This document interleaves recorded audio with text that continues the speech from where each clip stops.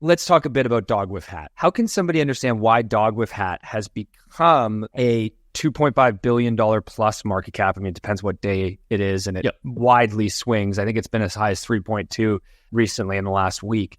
But how does that happen? Yeah, definitely. So I wrote a piece about DogWifHat, more specifically the meme itself and why it's interesting as a meme, and how that probably has been a large part and played a large role in not just the proliferation of the meme itself, of course, but the value of the meme coin, which basically went from 0 to 2 billion to 3 billion or so, depending on the day you check. So full disclosure, I have some WIF, and I think by purchasing WIF, I purchased it a few months ago.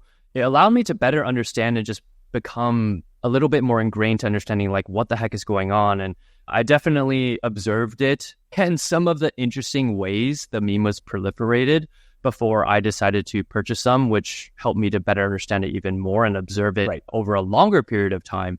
But I think what's most interesting about WIF is the meme itself. And I really broke it down a couple of weeks ago, so I'll give a slightly more abridged version of that. And I think when you think about memes, there's generally templates, right?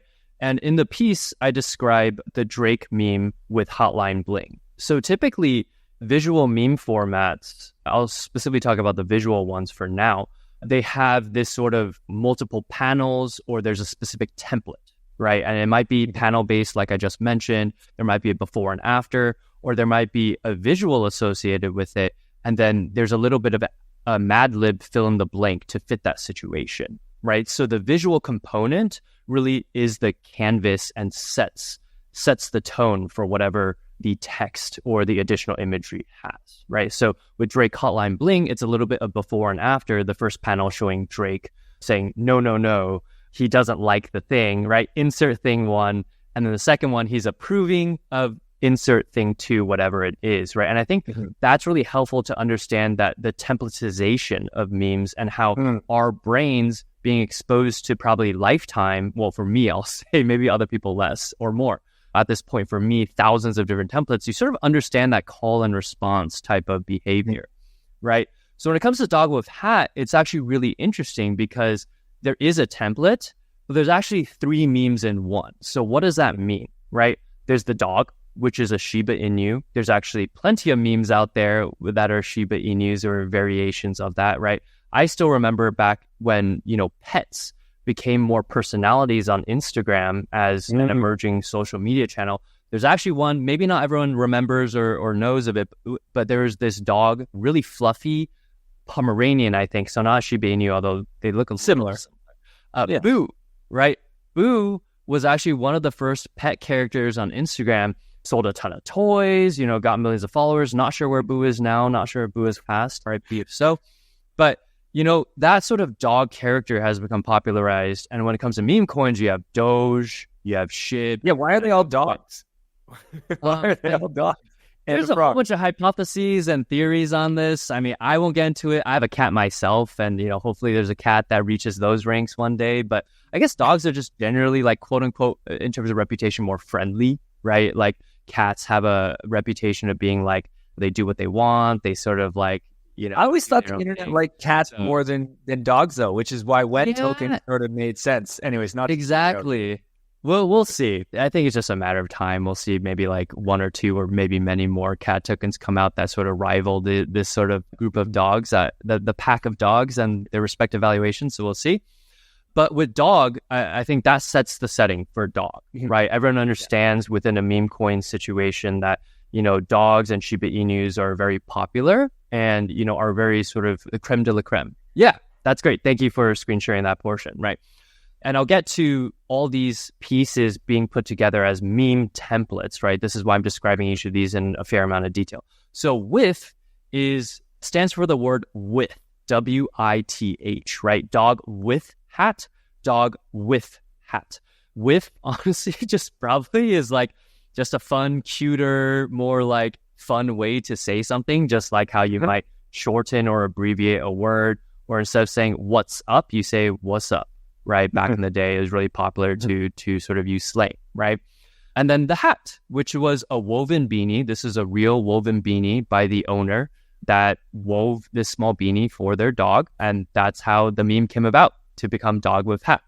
So this meme actually came from a picture from the owner, and the meme itself was just a shared picture that someone mentioned it as DogWifHat, and it was within the gaming community where it first proliferated. And these gamers just started to create different variations of the DogWifHat. And what they did was the meme, in terms of the templatization of it, was that beanie, they actually put different logos of their sports teams or the things on top of the hat. They kept the dog the same. They kept the word "with" more or less the same. And the hat was the canvas that sort of became templatized and customized. So what's really interesting is, well, how this became a meme coin. I'll speak to a high level. I didn't look at the deep history. Maybe there's more to it. So don't take my word completely for it. But basically, you could turn any meme into a coin. It's very easy to do that nowadays. You could do that in like a couple minutes. As a simple example, Harambe is a meme coin. So that's just to show that any meme can become a meme coin, Pepe, etc.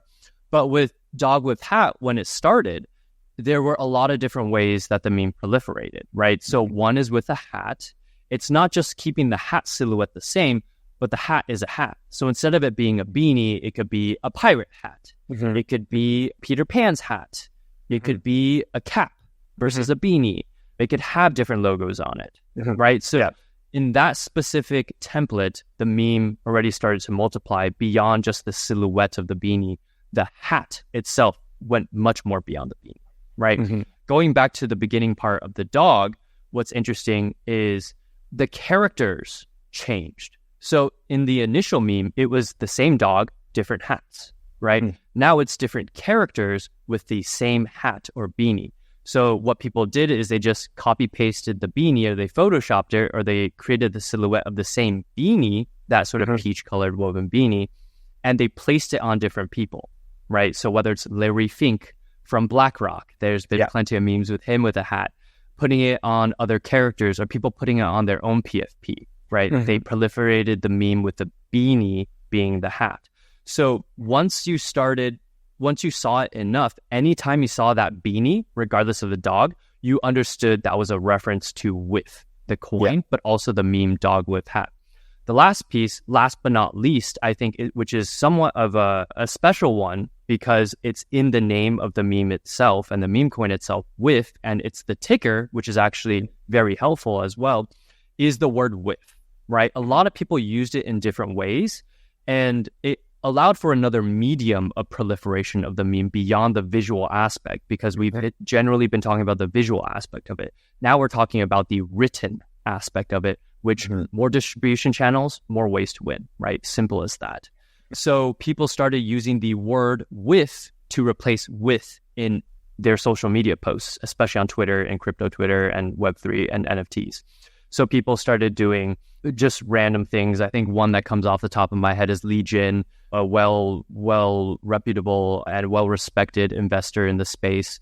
She was at ETH Denver and she played with the word with and said Lee with hat, right? Basically saying, that's her, Lee L-I, Lee Jin, and she's wearing a hat. And she was wearing, I think, like a cowboy hat or something, and just playing with that word, right? So the meme proliferated just in random things. People enjoy saying it because it's fun. So the point here is the meme has 3 different components that can be mixed and matched. They're visual and written, and sort of took a life of its own because it was fun.